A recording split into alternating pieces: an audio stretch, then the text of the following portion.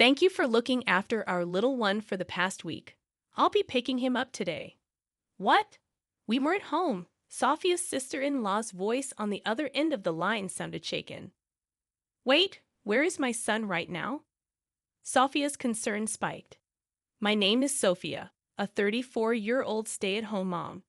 I've been married to John for 4 years.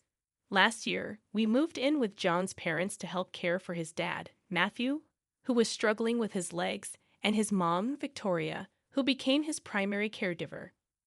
We thought it would be too much for Victoria to handle both housework and caregiving, so John and I offered to move in.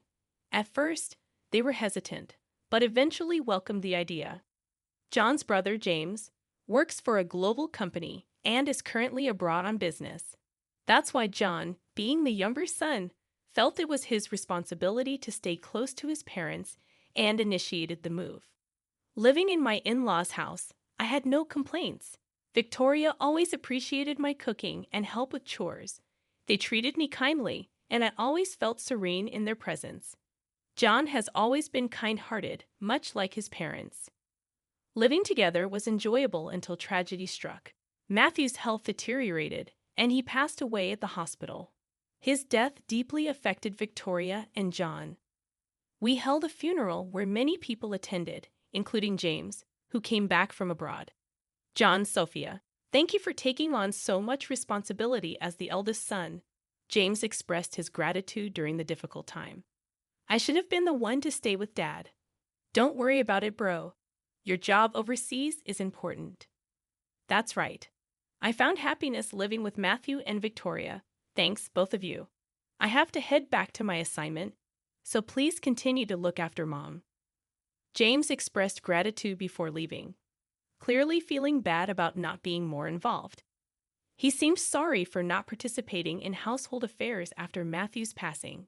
Despite James's departure, we continued living with Victoria, not just because he asked us to, but out of genuine concern for her well-being now that she was alone. Victoria appeared deeply saddened since the funeral, and both John and I were cautious in our interactions with her, not wanting to overwhelm her. We carried on as usual, being attentive to her needs. Gradually, Victoria started feeling better. Thanks, both of you. I'm okay now. Sorry for worrying you, she said, smiling warmly. Both John and I were relieved to see Victoria back to her old self. From then on, the three of us lived peacefully as a family. However, a new source of tension emerged in the form of Olivia, my brother-in-law's wife. Hello, looking forward to another great day, she would say, dropping off her son Alexander frequently. Alexander was a well-behaved 5-year-old, and Olivia believed leaving him with us would be a good distraction for Victoria, who had recently lost Matthew. While Victoria enjoyed spending time with her grandchild, Olivia's constant dropping off of Alexander became exhausting. Olivia claimed she couldn't take care of him during her part-time weekend work, insisting that Victoria, now free from caregiving responsibilities, should accommodate him. Although Olivia's assertion wasn't entirely wrong, it didn't make it acceptable for her to impose her child on us without considering our plans. I wonder why she doesn't work during the weekdays when Alexander is at preschool. That way, she could pick him up after work. It's puzzling. Do you think my brother knows about this? I mean, if he's in a global company, does she even need to work this much? John and I had that conversation when Alexander got dropped off during the weekends. John couldn't relax after work, and I had a part-time job on weekdays, so we preferred peaceful weekends with John and Victoria. Our plans would get thrown off when Olivia suddenly showed up to drop off her child. Finally, John and I asked Olivia to minimize the frequency of her visits. We have our plans too, you know. It's troublesome when you keep leaving Alexander here, John remarked. Olivia retorted defensively. Oh, what plans could possibly be more important than my job? John shot back. Why not you consider working when Alexander is at preschool? Then there's no need to leave him here.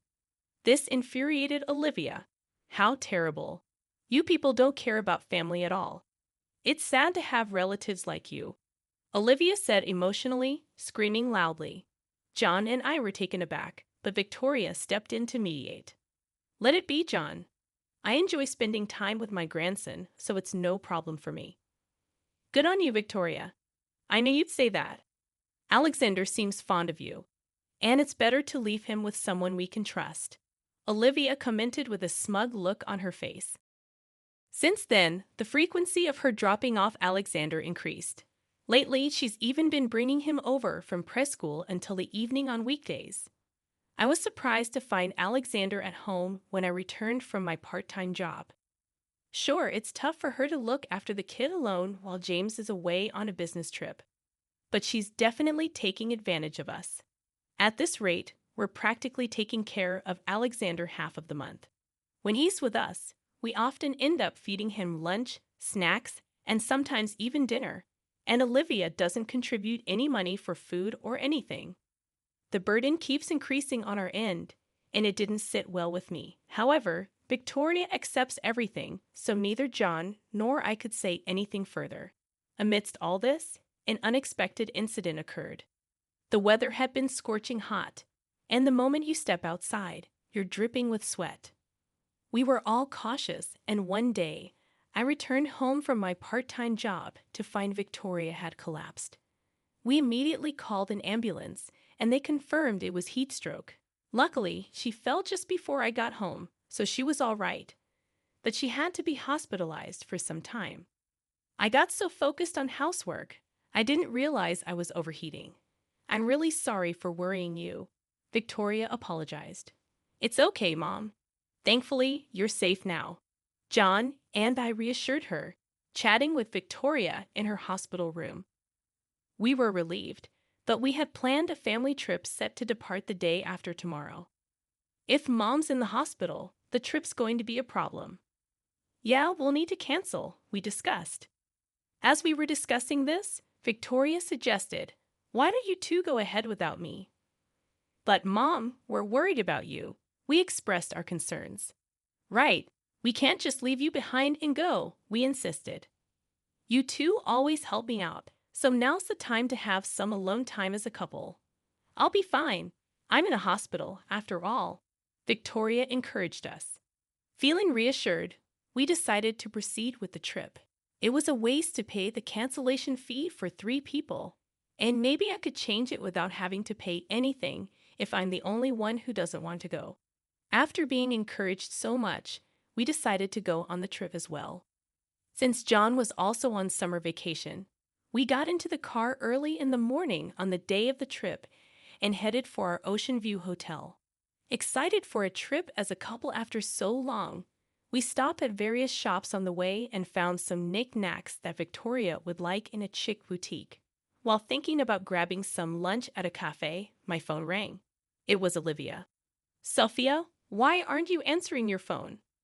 I called an hour ago and even sent messages, Olivia questioned. Sorry, we're out at the moment. Must be nice going out while I'm working, huh? Olivia began with her usual passive-aggressive comments. Just when I thought everything was fine, Olivia dropped the bombshell. Look, I left Alexander by the front door. Take him inside and look after him, would you? What? All right, you handle the rest. Wait, hold on a sec. I tried to say more, but she hung up the phone.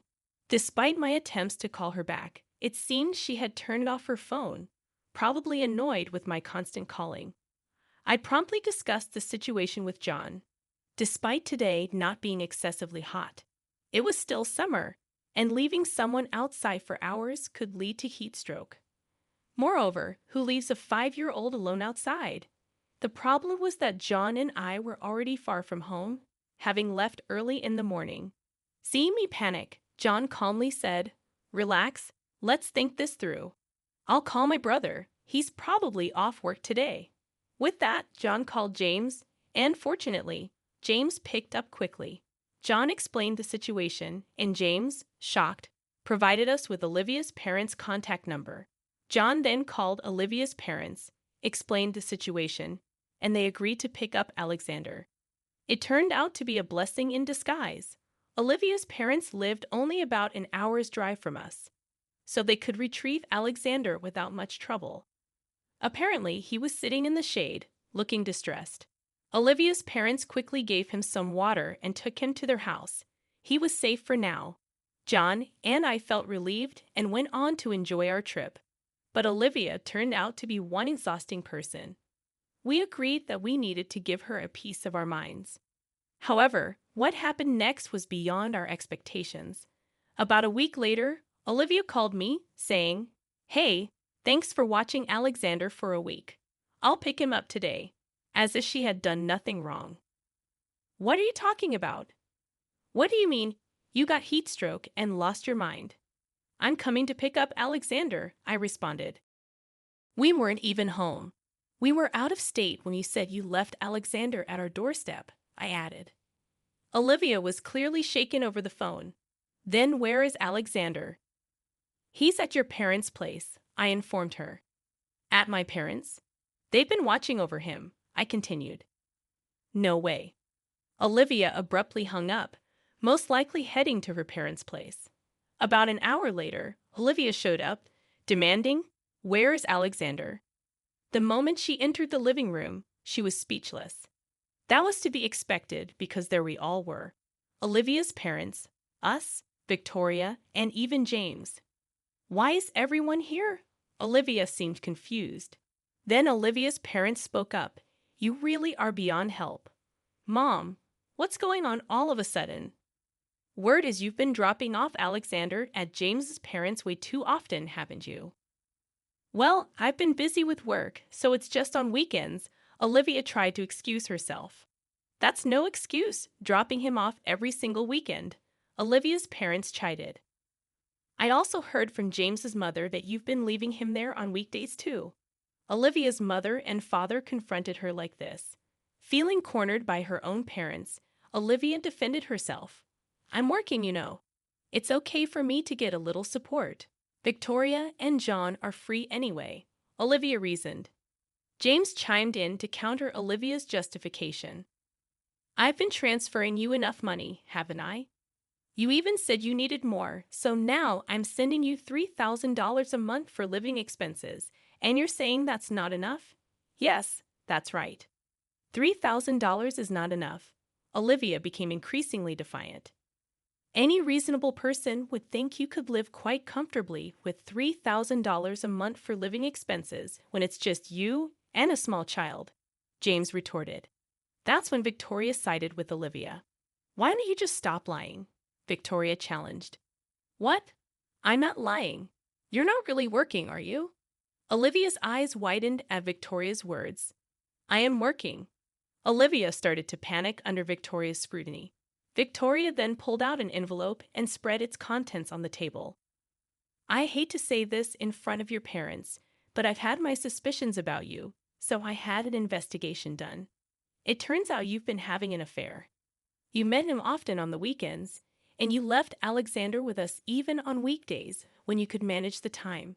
Victoria began laying out photos as proof of the affair. "Stop. Don't display those pictures like that." Frantic, Olivia tried to hide the pictures. "What you've done is a betrayal to all of us. James, who's been working hard on business trips, Sophia and John, who've been caring for Alexander, and most of all, you've betrayed Alexander." Victoria continued, revealing the evidence. It seemed Olivia finally realized the gravity of her actions. Olivia broke down and apologized deeply in front of us. "I'm really sorry. Can you find it in your hearts to forgive me?" Olivia kept apologizing, but some things can't be fixed that easily. James walked up to Olivia and handed her a piece of paper. "These are divorce papers. Let's end our relationship." "I don't want a divorce." "Shouldn't have had an affair then," James replied sternly. "I'm ashamed to say you're my daughter. Stop causing trouble and just agree to the divorce." "No way," Olivia protested, but no one in the room was on her side.